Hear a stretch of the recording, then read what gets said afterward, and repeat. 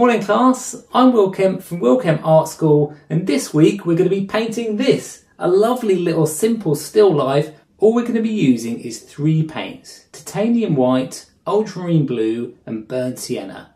We're going to learn about warm and cool colours, how you can balance them out together. It's a really simple still life painting, anyone will be able to do it. We only use 2 brushes, 2 colours, 3 paints. How can you fail? So the first thing to do is just to prepare a coloured ground just to work on top of. This can just be a mix of the ultramarine blue and the burnt sienna and white, just to get a neutral to paint it onto your canvas. You can also just use raw umber and white or burnt umber and white just to get a nice neutral tone that we can work on top of. Don't make it too thick, work quite thinly just so you cover the canvas but it's still opaque enough that you cover over the white paint from underneath. What we want is just quite a light tone that we can then work on top of, but no white paint. Get rid of that canvas so that we can work our colours on top of that.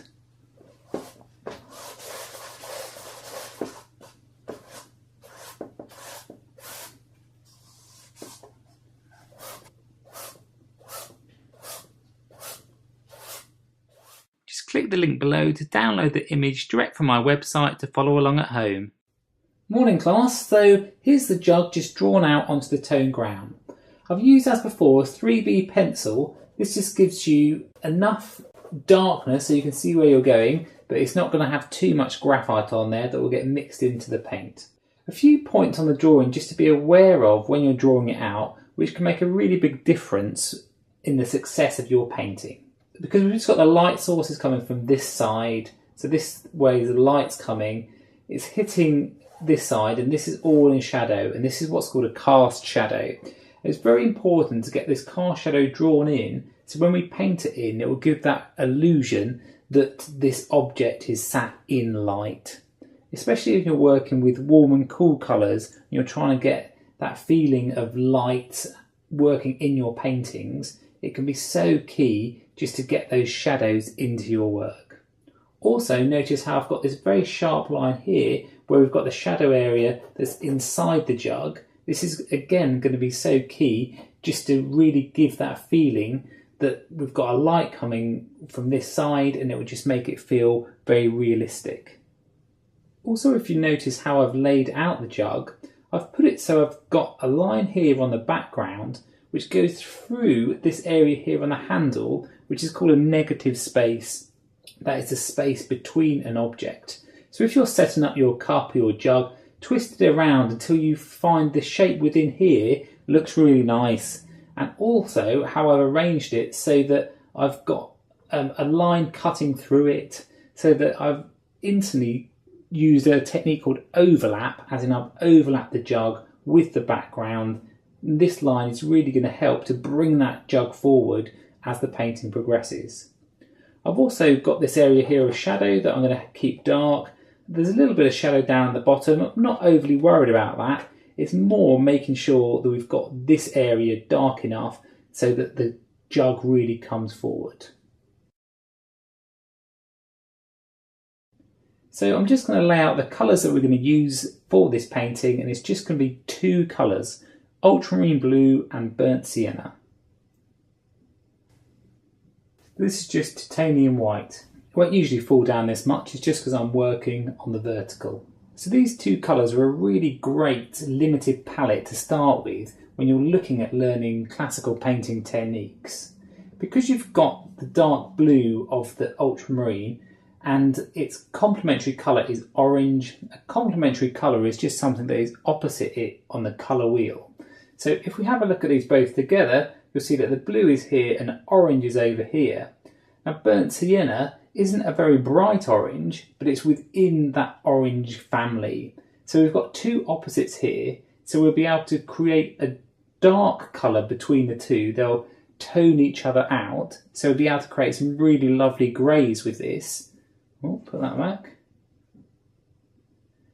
But the other thing we'll be able to experiment with is using warm colours and cool colours, because of the burnt sienna being a warm tone and the ultramarine blue being blue, which is a cool colour.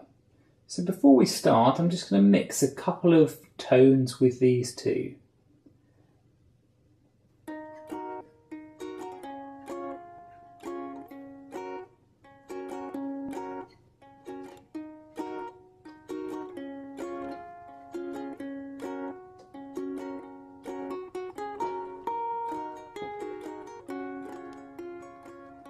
You start to see we've created is a very dark brown, almost black colour from these two. This is going to be great for some of these darker areas on the jug, and that's what we're just going to put in to start with. So what I do with a brush, I'm just using a number 10 round brush. This is from Raphael, but it's anything that's just got quite a soft bristle to it. You don't want it to be too stiff because some of the detailed areas on here we're just going to kind of wash in quite gently. So I've just got some water. It's very clean water. It's just a very dirty pot, so don't be alarmed by that. So just dip in your brush to the water to start with. And then with some kitchen roll, I take off most of the water. And you see what happens is it just helps to give the shape back to the brush.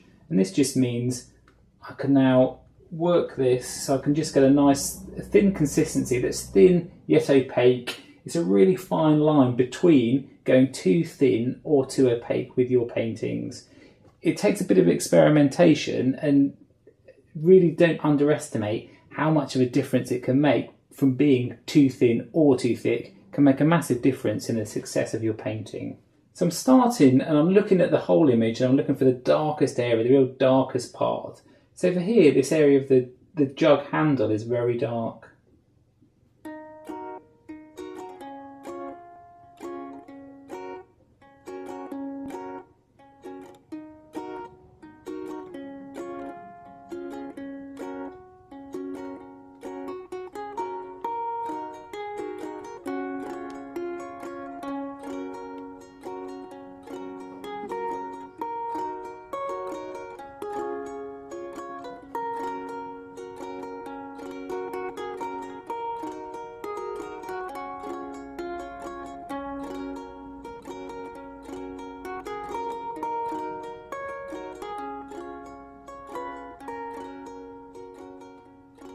So I'm using the round on the areas where I want more detail, where I want to make sure that I get the spout, that shape there is so important to make sure you get that in accurately. So with a round brush you can always get more detailed than you can with, say, a flat brush or a filbert brush.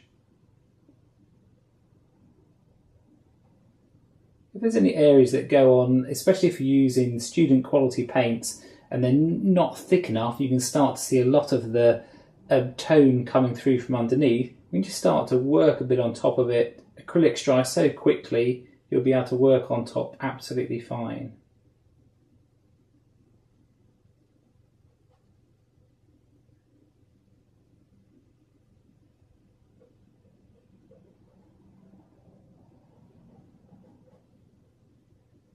Be careful when you're working on the bottom of the jug that you don't flatten it out.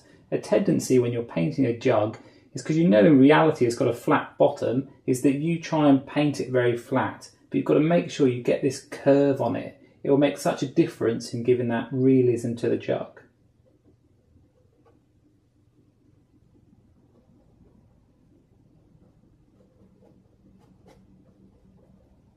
Now on the photo that I've got, there's a line which is a crack in the wood that the jug's sitting on.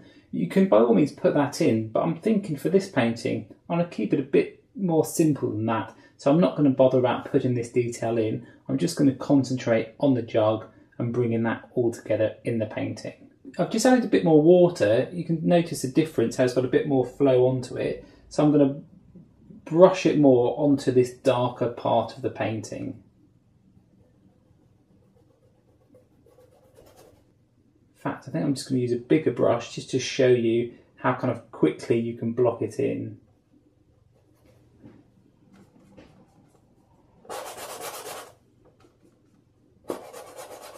So this is just with a filbert brush.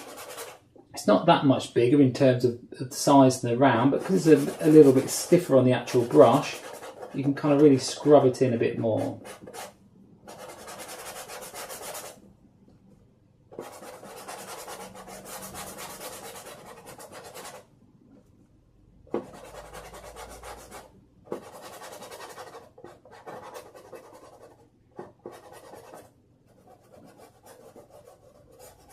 There's a little bit of reflected light on this side of the jug, so I'm just going to wash that in with water, just so it keeps it quite dark, just so I'm aware that it's there.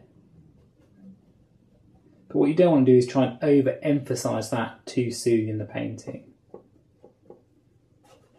Now we've got this real dark scene, I'm just going to put in some of the lights into this area of the spout, so we've got a tonal range, the darkest areas and the lightest areas. The one light areas we're not going to put in now is the highlights, like the highlights on the edge of the handle, or a little bit of reflected light here on the edge of the jug, because what they often look like the best things to paint, as in the most fun things to paint, and they're often the easiest things to put in just at the end. If you build up your shapes first, and so it looks like the highlights is sitting on top of them, it'll be so much more effective in your painting. I'm just going to grab some of the white and add a bit of this colour that we've already mixed. Okay, I'm just dipping it in the water just to increase a bit of flow.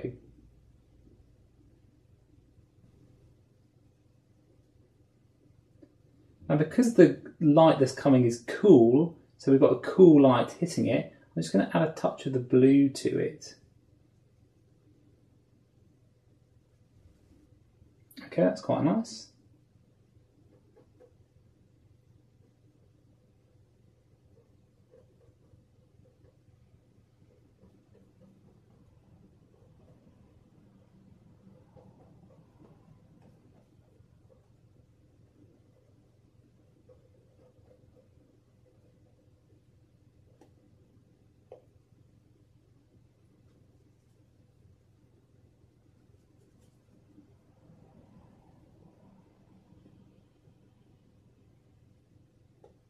And a bit more of the white paint just to go around that rim.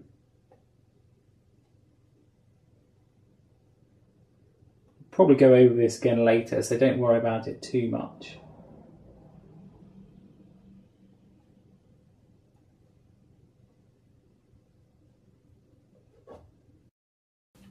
Okay, great. Click to subscribe above so you don't miss out on the next lesson. This is Will Kemp from Will Kemp Art School.